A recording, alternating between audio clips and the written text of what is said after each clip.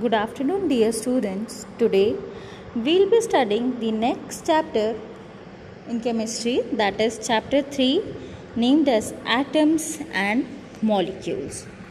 Okay, students, I want you to know that you must be familiar with the terms atoms and molecules. Have you heard them?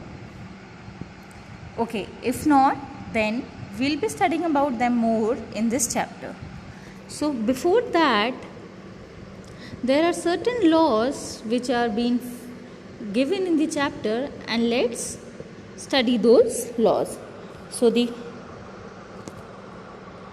first law is law of conservation of mass. So students, what does this law state? It states that mass can neither be created nor be destroyed in a chemical reaction. It means आपका जो मास है वो ना ही तो create होता है और ना डिस्ट्रॉय होता है किसी केमिकल रिएक्शन में. ठीक है. इट मीन्स कि this means that during a chemical reaction the sum of the masses of the reactants and products remain unchanged. जब एक केमिकल रिएक्शन हो रही होती है तो जो उसके रिएक्टेंट्स का मास होता है और जो उसके प्रोडक्ट्स का मास होता है इट रिमेन्स अनचेंज्ड. ओके, मतलब it neither decreases nor increases, it remains the same. That is why it is known as law of conservation of mass. Okay, so students, now you must be thinking about that the terms reactants and products. So I'll tell you that what are reactants and products. Students, this you can understand with the help of an example. Suppose H2 plus O gives you H2O. Okay, when two molecules of hydrogen react with one molecule of oxygen, it gives you H2O, that is water. Is this right or not, students? Now you can see that H2 plus O are the reactants, and when they react the product formed is H2O. Okay, so always remember that the left hand side is reactants and the right hand side of the reaction is products. It means the masses of H2 plus O remains the same or unchanged when it is in a chemical reaction, and when the new product is formed, that is H2O water, the masses remains the same only. It does not get changed. Okay, I hope you understood this, that the law of conservation of mass states that the mass can neither be created nor be destroyed in a chemical reaction. Now moving ahead,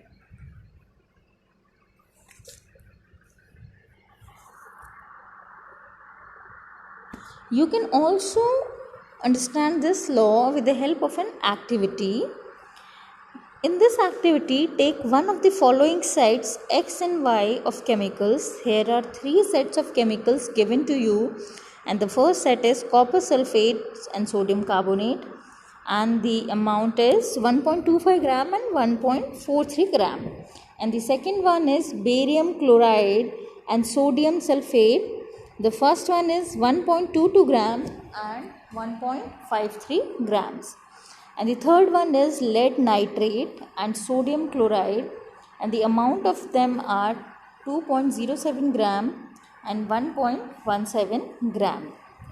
So now you can take any one set and prepare separately a 5% solution of any one pair of substances listed under X and Y, each in 10 ml in water.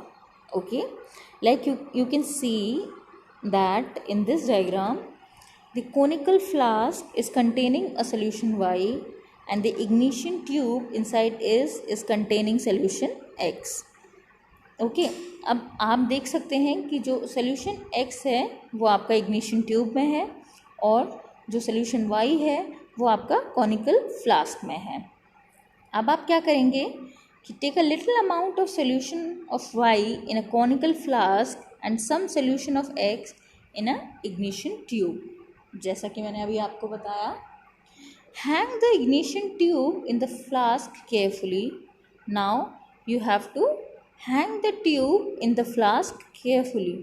अब आपको ये tube जो ignition tube है उसको carefully आपको conical flask में tie up कर देना चाहिए. And then you have to see that the solutions do not get mixed.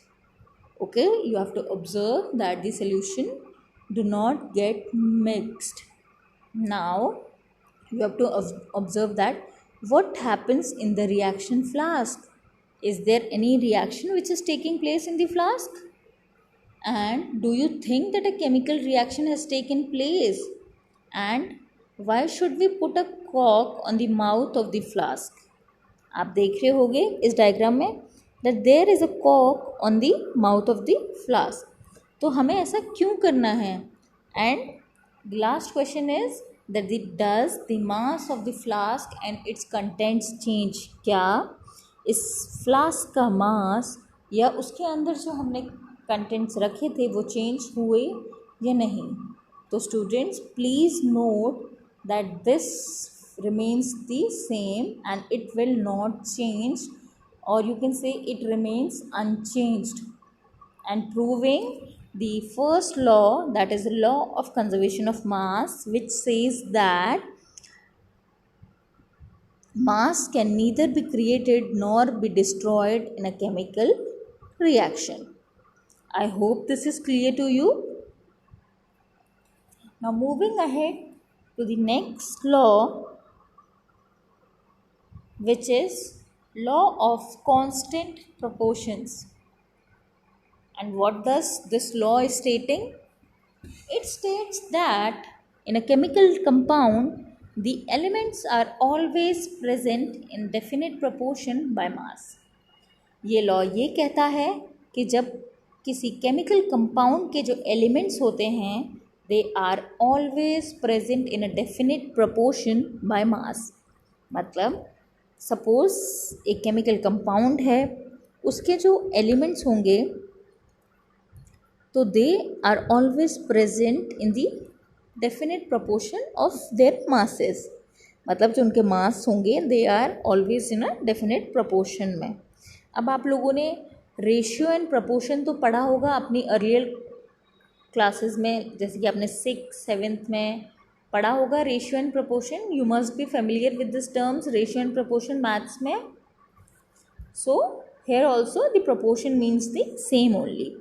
So you can understand this law with the help of an example, that is water.